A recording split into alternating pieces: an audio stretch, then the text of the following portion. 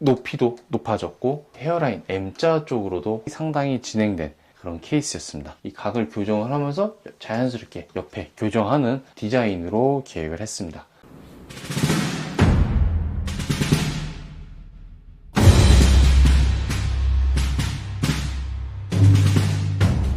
안녕하세요. 모발이식을 전담으로 진료하고 있는 모프론의 대표원장 문관왕입니다. 제가 방송에 출연한 메디컬 스토리 주어진 시간에서 모발이식에 대한 내용과 탈모에 대한 내용을 언급을 했는데요. 하나하나 보면서 같이 설명드리도록 하겠습니다. 한 논문에서도 인상을 결정짓는 요소가 여러 가지가 많이 있는데 그중 헤어스타일이 많은 영향을 준다 라고 얘기를 했습니다. 이 부분은 단순히 연구, 논문에서 뿐만 아니라 제가 경험을 했을 때도 환자분이 수술하고 나서 1년 뒤 모습이 확실히 변화가 됐다고 많이 느끼게 되는데요. 단순히 헤어스타일로 인해서 인상이 결정짓는 게 아니라 그 사람의 표정, 말투, 태도 이런 부분이 같이 변한다는 걸 느끼기 때문에 그게 첫 인상에도 영향을 미칠 거라고 저는 느껴지고 있습니다. 방송에서 AI로 제작된 영상의 사진 하나를 갖고 와서 비교를 했는데요. 평범한 중년의 여성분의 외모입니다. 헤어스타일만 달랐을 뿐인데 보이는 인상이 달라졌다는 걸 느낄 수 있고요. 머리카락이 위쪽에서 풍성하게 있음으로써 훨씬 더 혈기 있어 보이고 젊어 보이고 생기 있어 보이는 그런 인상을 준다는 것을 이 사진을 통해서도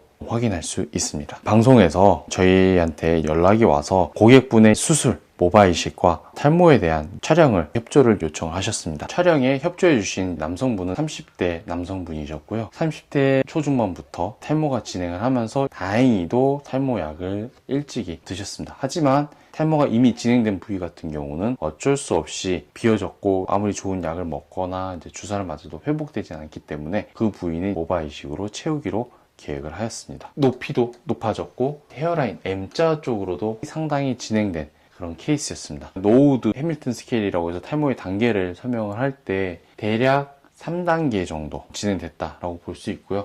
특징적으로 여기가 볼록 튀어나왔어요. 이런 이마의 특징이 뭐냐면 위로 올라가서 이렇게 눕혀지다 보니까 벗겨진다는 느낌이 좀 생기게 됩니다. 그래서 높이를 좀 낮추고 그러면서 M자가 진행이 됐기 때문에 이 각을 교정을 하면서 자연스럽게 옆에 교정하는 디자인으로 계획을 했습니다. 모수는 대략 3,800 정도 예상을 했고 비저기로 수술이 진행이 됐습니다. 실모수는 4,080모 정도 나오게 되었어요. 빠진다는 느낌이 들고 나서부터는 탈모약을 계속 꾸준히 복용을 했거든요. 이분처럼 탈모가 내가 좀 있는 것 같다라고 생각을 했을 때는 지체 없이 빨리 탈모 치료를 하는 거를 전 추천드립니다. 나중에 내가 수술할 거니까 그때 가서 약을 먹지, 또는 나는 아직은 지금 뭐 수술 생각이 없으니까 수술하게 되면 그때 같이 약을 먹으면 되지 않을까라는 고민을 하는 경우가 있는데요. 빨리 약물 치료를 통해서 더 탈모가 진행하는 거를 방지하고, 만약 바로 수술하지 않는다고 하더라도 이런 방법을 통해서 모발을 지키는 건 매우 중요하다고 생각됩니다. 효과가 처음에는 조금 좋았지만은 약을 먹어든지 빠지는 양이 조금씩 늘어나더라고요. 탈모가 진행한 부분은 어떻게 할 수 없고 모발 이식이라고 해서 모발 재배치를 통해서 채우게 됩니다. 높이를 낮췄고요. 각 안쪽까지 채우는 디자인인데, 그러면서 특히 젊은 남성분들에게 좀 중요하게 될 수 있는 포인트 중 하나인데, 옆에 이 부분 관자놀이 크지 않아요. 이 부위가 있냐 없냐에 따라서 헤어라인의 인상이 많이 바뀌게 됩니다. 무조건 이 부분을 디자인해야 되는 것은 아니지만 같이 들어갔을 때 인상을 많이 결정하게 되는 포인트가 되고요. 여기 이제 굴곡을 줬어요. 너무 반듯한 느낌의 헤어라인이 있게 되면은 인위적인 느낌이 많이 생기기 때문에 이런 굴곡을 줌으로써 자연스러운 결과를 만들어지게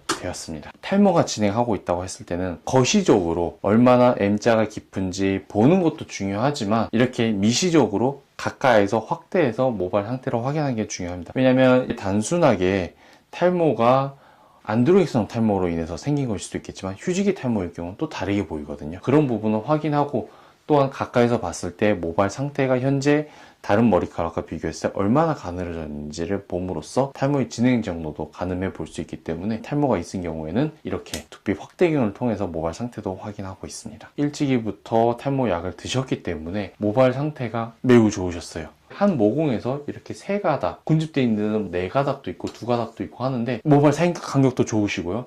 다만 이런 식으로 가늘어지는 머리카락이 산발적으로 보이고 있습니다. 탈모가 진행했을 때 보이는 소견이거든요. 그럼 약은 먹고 있는데 탈모가 진행을 했다, 효과가 없는 거냐? 아니요, 그렇지는 않습니다. 이거는 탈모가 진행돼서 어쩔 수 없이 이 부분에서 멈춰 있는 거라고 생각을 하시면 되고요. 오히려 기존에 있는 다른 머리카락들은 매우 튼튼하게 잘 유지가 되고 있기 때문에 약을 일찍이 드신 거는 매우 잘하는 거라고 볼 수 있겠습니다. 모발을 재배치하기 위해서는 우리가 당연히 어디선가 모발을 갖고 와야 되겠죠. 보통 후두부에서 많이 갖고 오게 됩니다. 갖고 올 때 크게 절개로 하느냐 또는 비절개로 하느냐 구분이 돼요. 절개는 한 편을 떠서 갖고 오게 되는 거고요. 비절개는 모낭을 하나하나 단위별로 갖고 오게 되는 거다 보니 수술 방식에 있어서 좀 차이가 나고, 특히 차이가 나게 되는 거는 흉터예요. 절개는 하고 나서 봉합을 할 거기 때문에 실선 형태의 흉터가 남게 되고요. 비절개는 따로 봉합 없이 그 채취한 부분에서 살이 차오르다 보니까 이렇게 점상 형태의 흉터가 남을 뿐, 이식했을 때의 결과에는 차이가 없습니다. 촬영에 협조해 주신 환자분 같은 경우는 비절개로 진행이 됐고요. 가격 차이가 조금 나는 부분이 있어요. 절개랑 비절개랑. 가격이 비싼 게 더 좋은 거냐 싼 게 안 좋은 거냐, 저는 그렇다고 생각하지 않습니다. 절개나 비절개나 결과는 동일하고요. 이거는 환자분의 상태에 따라 결정이 돼야 돼요. 선호하는 수술 방법이 선택이 될 수도 있겠지만 후두부에 있는 모발 상태, 두피 상태 이런 거에 따라서도 절개 또는 비절개가 결정이 된다는 거를 알고 계시면 좋을 것 같습니다. 모발 이식은 어디까지나 모발의 재배치라고 얘기를 했어요. 그러니까 탈모를 치료하는 게 아니고 이동을 해왔기 때문에 모발 이식을 했다고 해서 끝난 게 아니라 탈모 치료도 같이 병행이 되어야 합니다.